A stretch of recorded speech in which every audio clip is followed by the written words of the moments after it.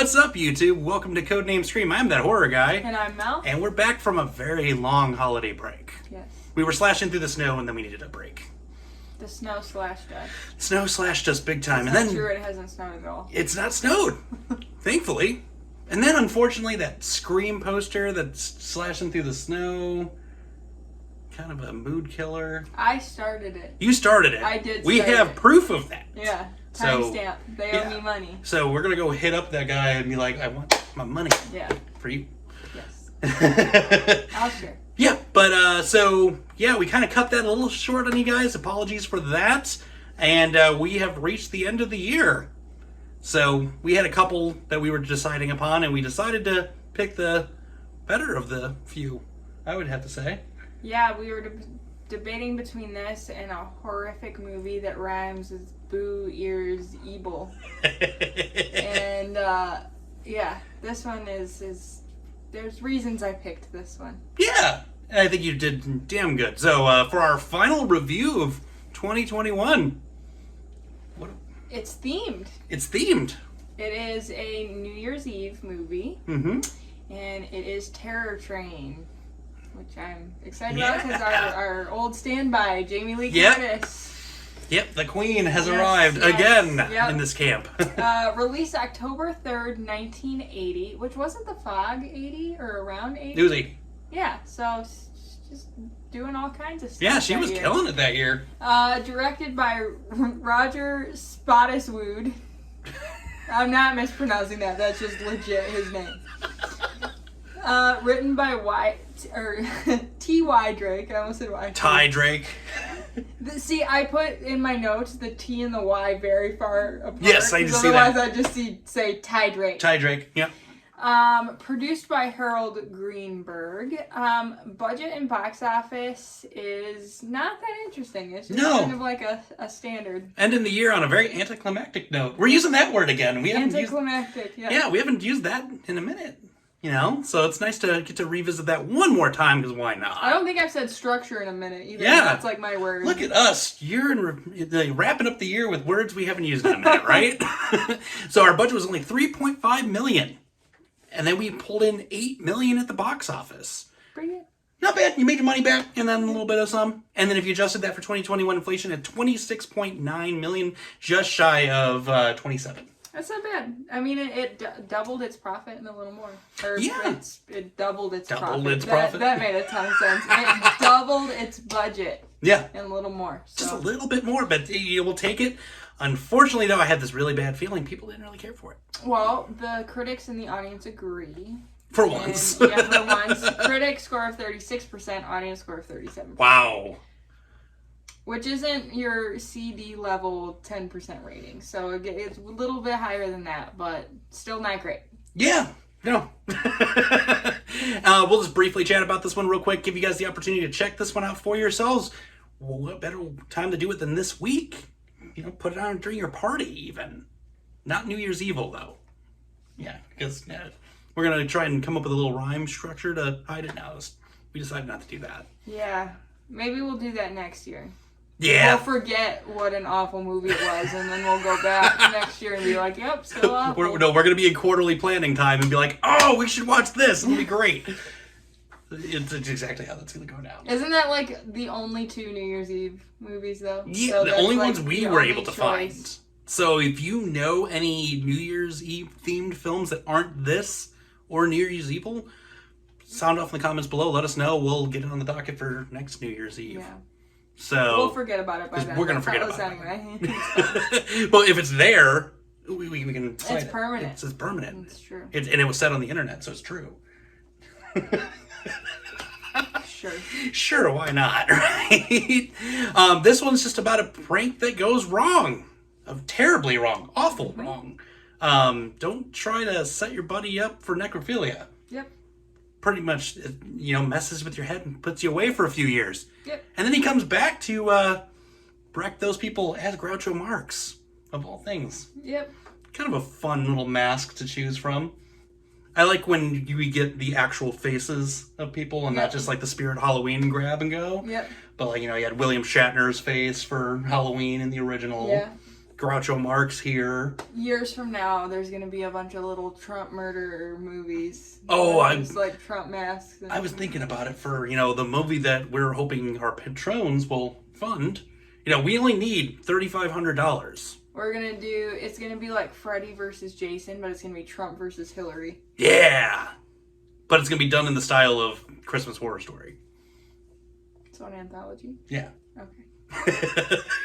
We're just shooting from the hip here, guys. That's not really happening. And we haven't hit 3,500 patrons to justify the budget that we haven't even spent yet. We've already made like 10,000 movies in our mind. You just have to give us the money to do so. We've been telling you for the better part of 6 months together, almost a year now with me, give me the money. Yep. We'll give you a better one. So now you have that opportunity. And what better way to do that than come on to patreon.com/codenamescream for only $1 per month. We went really off base. Yeah, we really did.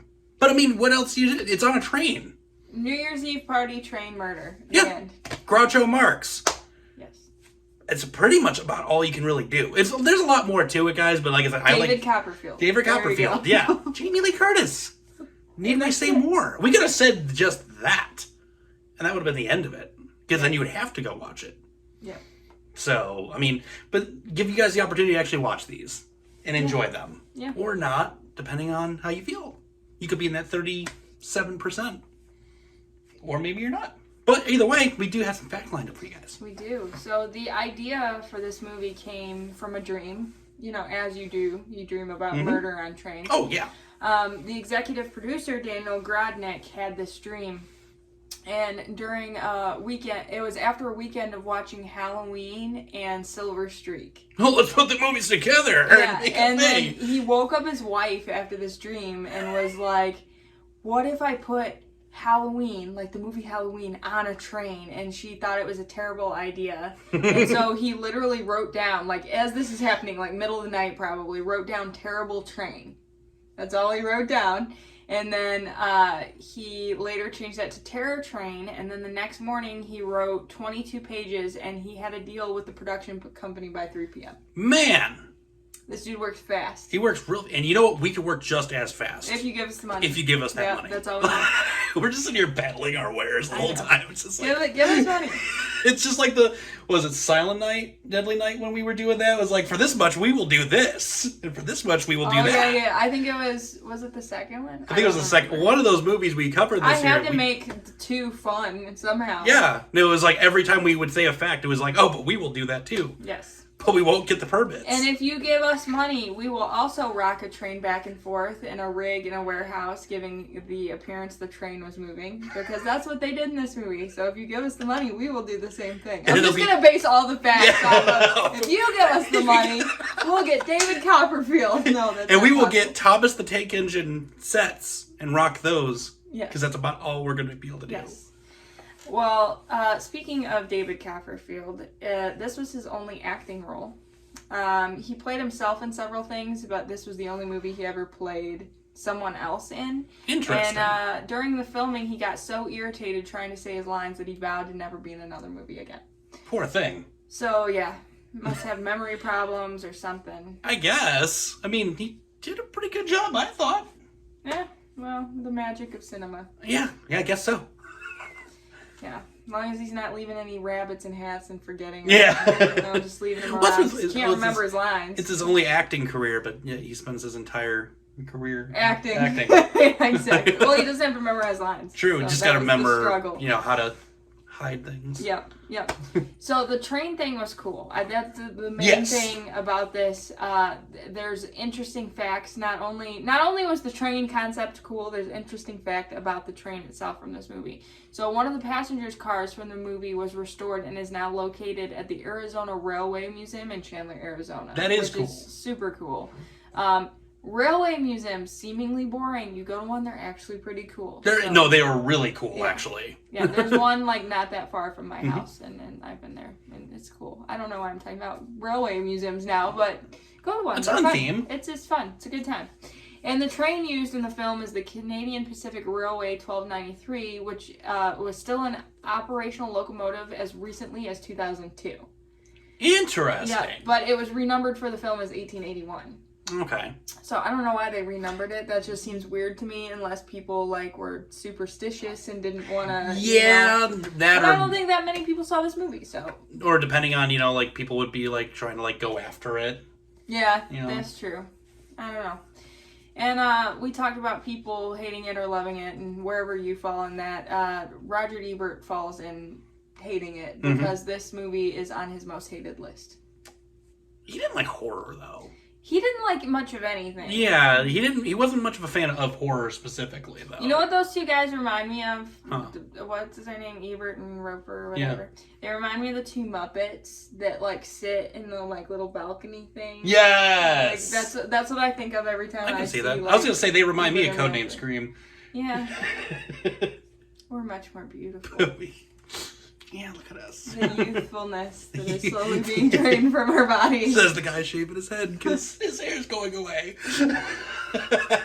Says me who cut off all my hair because it's turning gray.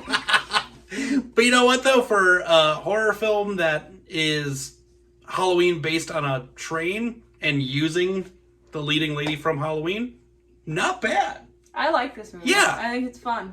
Yeah, it was campy. The kills are good. It's campy, but the acting wasn't campy. Like, No, I thought the yes. acting in it was really good, which a lot of times in like these campy 80s movies, that's what throws me. Mm-hmm. Like the acting is so bad. That's why I had a trouble at first getting into Sleepaway Camp because the acting is so bad. And when I think of campy movies, I often think of bad acting now because of a lot that you've put me through in these 6 months.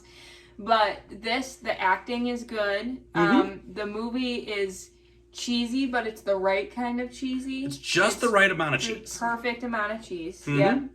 And Jamie Lee Curtis. Yeah. Well, the first time I saw the movie case, I was gonna be like, "This is gonna be dumb." See, and I think that's why. Now watching it, people think it's such a good movie because it's like kind of like got a cult classic following now, and I think it's because you look at it and you're like, oh my god, this is gonna be terrible. It's a horror movie on a train. Like it's gonna be so bad, and you think the first thing I thought is it's gonna be boring. Oh yeah, it can only take place in one spot for an hour at least. Yeah, I thought looking at it, I was like, man, it's gonna be super cheesy. And when it started up, I was like, man, this is going to be real cheesy. And I'm like, okay, the acting was not cheesy. I was expecting, like, Chopping Mall on a train. Yeah. I love Chopping Mall. But I love Chopping Mall, so... But, see, I feel like Jamie Lee Curtis has higher standards than Chopping Mall. Like, Big time. She wouldn't have been caught dead in Chopping Mall. God, no. Could you imagine her, like, but I like pepperoni. I couldn't imagine that. I don't know. Jamie Lee Curtis wouldn't have had the pepperoni going on there. I just think a lot of movies in the 80s, even especially Jamie Lee Curtis movies, like, they seem cheesy, like, surface level, and you get into it. Like, you can look at The Fog and say the same thing. Right. Like, what's scary about A Fog? That's so cheesy. But then you watch the movie and you're like, this actually has, like, some depth to it. It's not just, like, ignorant horror movie. She's always just, like, she always brings, like, just a certain level to the acting in her films. Every time. It doesn't matter what it is, whether it's horror, action, comedy, whatever, she always is so standout. And that's not me just sitting over here fanboying over it. No, like, it's a fact. Any movie she's ever been in, I've genuinely enjoyed, and her acting has been phenomenal. Well, look at who her mom is. Yeah. You know, she grew up around it. Yeah, and, like, just she came up in a family with it. It was bound to happen. Yeah. But phenomenal actress through and through, and this was no exception. No. Like, I was really expecting it to be super cheesy and awful, and was expecting this to fall into that most hated side. I was pretty happy with it. I liked it. Yeah. I think it's a good movie. And the only reason I'd even heard about it up until this point was the documentary, In Search of Darkness. They touched base on it, and I was like, that might be decent. And then I saw the cover, I'm like, this is going to be terrible. I know it. Well, okay, that's the one critique I have. The, like, cover art and the poster artwork is horrible. It's terrible. It's so bad. Yeah. I was just like, oh, man. But that's my only, like, real gripe with this movie. No, that was it. No, the rest of it's spot on. My gripe is it looks bad. It looks bad. It was sold to look bad, and it actually ended up being pretty good. Yep. So, I mean, but at the end of the day, it's not just our thoughts, it's your guys' as well. So if you've seen this, tell us what you thought. We try to leave the spoilers out. Obviously, this movie has been around for a while, so it's bound to be spoiled somewhere in the interwebs. I just choose not to, but try to keep it out of the comments below. And save that for Facebook, Twitter, Instagram, or email even. Mainly our traffic for talking comes from Instagram. Yeah. Like, you guys are all about the Instagram. So if that's the avenue you want to prefer to go on to, by all means. No one wants to talk to me on Facebook. I was like, None of you even. Mel moderates the Facebook, so you'd be talking to Mel. I moderate the Instagram. So you know who you're talking to, at least now, if that helps. Probably won't. No one wants to, no one's an old dinosaur like me and actually enjoys using Facebook. Right. So. But if you guys don't even want to do that, again, shameless plug, you can join us at patreon.com/codenamescream for only $1 per month. You're getting quality exclusive content such as this, but in long form. Yes. Uncensored. Yes. You also get access to our podcast episodes a week before they go out. Which we're going to be doing that tonight too. Oh yeah, we have a podcast. Check that out. Yep, if you guys haven't checked that out as well, the Scream Team Horror Podcast, Mel and I go further into detail as far as a franchise is concerned. We have Mel's lovely wifey on board with us with that as well, Creepy Kristen. We're only a couple episodes deep on that. You can get that anywhere you stream podcasts. Yes. But Spotify and Apple Podcasts tend to be the main bread and butter, so go on one of those too and check those out. Or if you pay $1 a month, you get that a week in advance. Whichever you prefer. But as I said, that was the last review of 2021, guys. And then now we have something fun next video. Yeah. Not a review. Yeah, we've got some fun planned for you guys for the end of the year, and then we actually have a little extra something for the patrons as well. So the patron thing is going to be my favorite thing in the world to do. Because it's just going to be making fun of you the whole time. Oh, it's going to be like my favorite thing to do. Yes. So. Yes. So more reason alone. We'll tell you about what's going on Patreon in the next video for you guys. So stay tuned for the end of this week. Thank you guys. We will see you next year. And with that being said, scary later, YouTube.